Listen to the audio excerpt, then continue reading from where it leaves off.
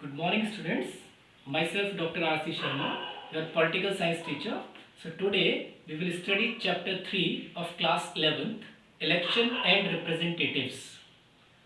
As you know, elections are integral component of any democracy, and democracy is considered as best form of government. And according to Abraham Lincoln, democracy means government elected by people, for the people, by the people, of the people. So election are integral component of any democracy. But before moving to elections, let's see democracy are of two types. There may be direct democracy and there may be indirect democracy. Direct democracy is one in which people votes directly, people decides directly for themselves. अपने rules regulations laws सबको बनाने के लिए वो directly vote करते हैं. लेकिन छोटी कंट्रीज में this is possible, but it's not possible in the populous countries like India. So countries like India follow another form of democracy that is called representative form of democracy और indirect form of democracy. Here people elect their representatives and those representatives indirectly and then decides the laws regulations on the basis of whole people. I hope I am making myself clear. लोग vote करते हैं और अपने representative चुन लेते हैं. State level पर MLAs, central level पर MPs. These MLAs and MPs then form laws, give legislations for the whole country. Thank you. Then in every democracy there is a system of election. यानी we need to choose our representative. So choose करने के लिए जिस process को use कर रहे हैं उस process को हम कह रहे हैं election. So every democracy has an election and election needs to be free and fair. तब उस इलेक्शन की वैल्यू है जब वो फ्री एंड फेयर है, उसमें कोई बायसनेस नहीं है ना. किसी एक आदमी के पास एडवांटेज नहीं है या किसी के पास अनड्यू एडवांटेज नहीं है because I am a landlord so मैं इलेक्ट हो जाऊंगा या I belong to a particular community so I will be elected. ऐसा कुछ नहीं होना चाहिए, ना मसल पावर ना मनी पावर. और ऐसा इंश्योर करने के लिए कोई बॉडी होनी चाहिए. लाइक इंडिया में we have a election commission, you must have heard about it. So we have a election commission to ensure the elections are free and fair. और ये इनकी मैकेनिज्म, कैसे इलेक्शन होगा, कैसे इलेक्शन कमीशन कराएगा, कौन से कैंडिडेट खड़े हो सकते हैं, कितने लोग वोट करेंगे, कितनी कंस्टिट्यूएंसी होंगी, ये पूरा प्रोसीजर डिटेल में कॉन्स्टिट्यूशन में मेंशन है. And we had already studied about constitution in chapter 1. I hope you remember. So democracy में एक कॉन्स्टिट्यूशन होगा, कॉन्स्टिट्यूशन में एक सुपरविजन अथॉरिटी दी गई होगी लाइक इलेक्शन कमीशन, और प्रोसेस बताया गया होगा कि उस प्रोसेस के according free and fair elections ensure हो जाए. That is what needed and the same thing is clearly seen in India. We have a written constitution, constitution में क्लियरली मेंशन्ड है इलेक्शन कमीशन, उसकी ड्यूटीज. सो अब यहाँ पर तो मैंने लिखा है डेमोक्रेटिक के साथ अनडेमोक्रेटिक भी. अब आपके मन में आ रहा है अनडेमोक्रेटिक इलेक्शन. हाँ बेटा, जितने डिक्टेटर्स होते हैं they always try to prove कि वो लीगल हैं, उनको जनता ने चुना है. हालांकि वो बड़े जबरदस्ती हैं, पावर से बनते हैं, है ना, है डिक्टेटर, लेकिन somehow to prove their legitimacy they try to hold fake elections या मॉक इलेक्शंस. लोगों को दिखाने के लिए इलेक्शन करा देते हैं जिसमें वो अकेले ही कैंडिडेट होते हैं तो सारे वोट उन्हीं को मिल जाते हैं. तो दुनिया को क्या दिखाते हैं, I am the elected, I got 97% vote, so I am the legal president of this country. So that also happens. I am not talking about those elections.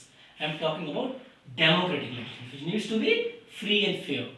जिसके लिए क्या होना चाहिए, एक बॉडी होनी चाहिए सुपरविजन, और उसका क्लियर प्रोविजन होना चाहिए कि कौन इलेक्शन लड़ेगा, कौन इलेक्शन में खड़ा हो सकता है, और वो फ्री एंड फेयर होना चाहिए. Who will be the voters? Then अगर इलेक्शन होना है तो इलेक्शन करने के दो तरीके हैं, दो प्रमुख तरीके हैं. There are many ways, but there are two major ways. One is FPTP, first past the post, and the another one is PR system, that is proportional representation.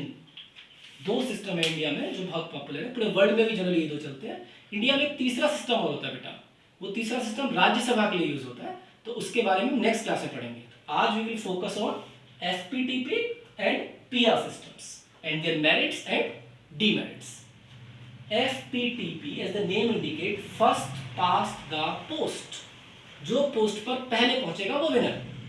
सो अगर आप रेस दौड़ रहे हैं तो रेस में आप 5 मिनट में पूरी करते हैं, एक 15 में करता है, एक 20 मिनट में करता है, जो कम में कर रहा है वो जीत गया।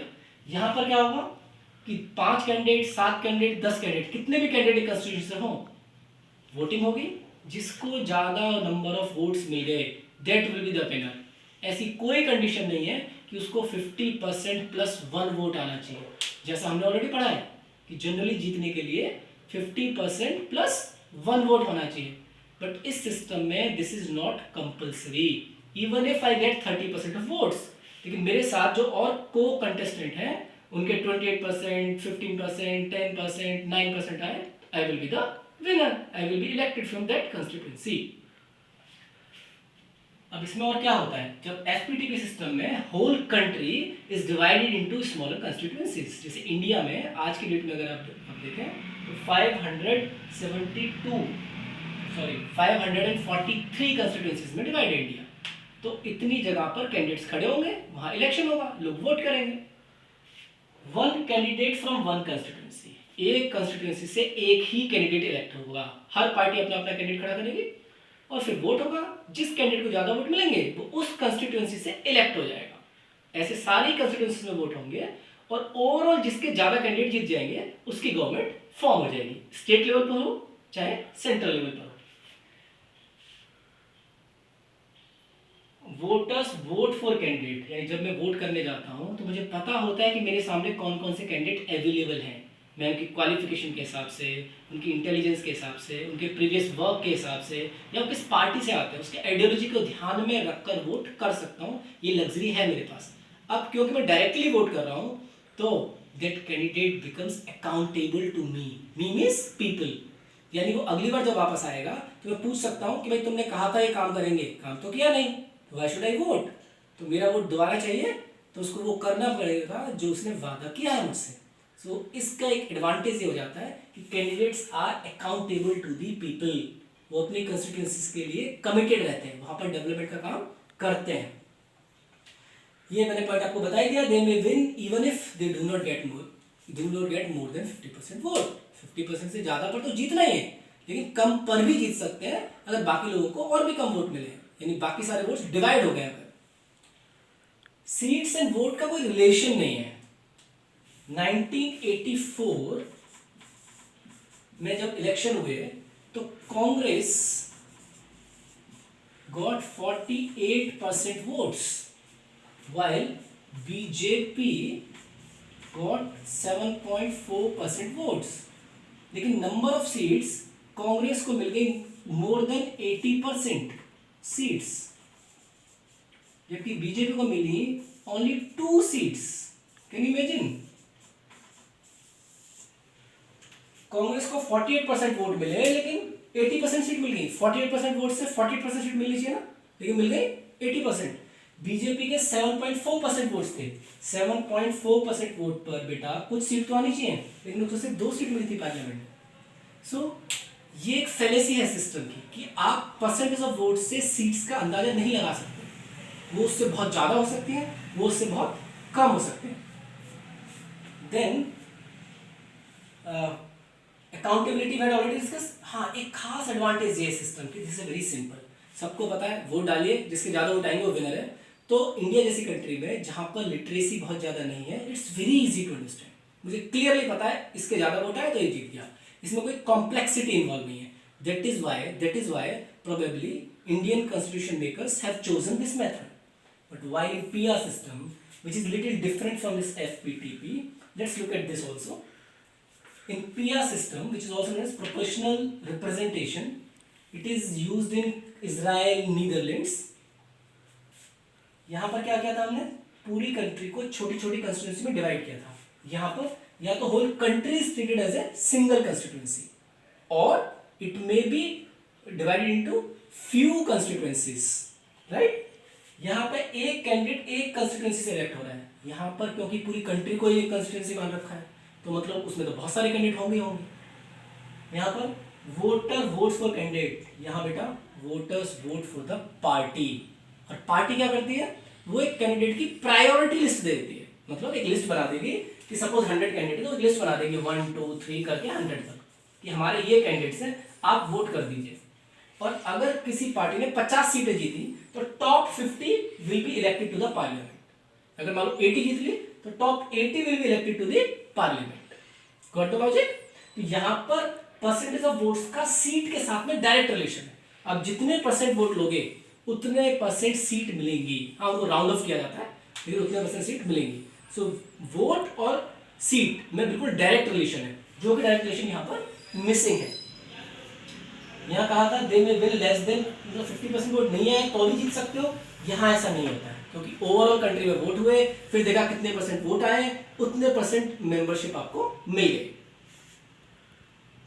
यहाँ बात हो रही थी अकाउंटेबिलिटी की। यहाँ बेटा अकाउंटेबिलिटी थोड़ा मिसिंग है क्योंकि मैं पार्टी का सीनियर लीडर हूँ तो मैं प्रायोरिटी में नंबर 1 हूँ तो मैं इलेक्ट हो ही जाऊंगा, है ना। मेरे होने के चांसेस बहुत ज़्यादा है। मैं पार्टी में जूनियर लीडर हूँ, मैं प्रायोरिटी लिस्ट में 100वें नंबर पर हूँ तो शायद मेरे इलेक्ट होने के चांसेस बहुत कम हो जाएंगे। So I am not directly accountable to the people, क्योंकि पीपल, लोग किसके लिए वोट कर रहे हैं? पार्टी के लिए, पार्टी की पॉलिसीज के लिए। वो कैंडिडेट के लिए तो वोट कर ही नहीं रहे डायरेक्ट।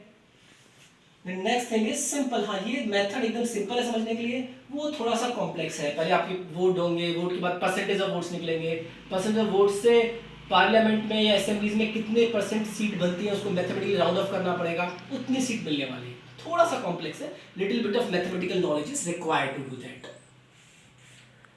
लेकिन विच वन इज बेटर, सोचना पड़ेगा हमें। अब अपनी कंट्री के अकॉर्डिंग, अपने देश के अकॉर्डिंग, हमारी स्थिति के अकॉर्डिंग कौन सा सिस्टम बेटर है वो डिसाइड करता है और उसके अकॉर्डिंग इलेक्शंस होते हैं। बट इंडिया किसके फेवर में गया? We went into the favour of FPTP. Reason मैं बता ही दिया, बड़ा सिंपल सा है कि बहुत समझने के लिए आसान है और अकाउंटेबिलिटी डिसाइड करता है। कैंडिडेट को काम करना पड़ता है, डेवलपमेंटल वर्क करना पड़ेगा, क्योंकि दोबारा इलेक्शन में वहां आना है।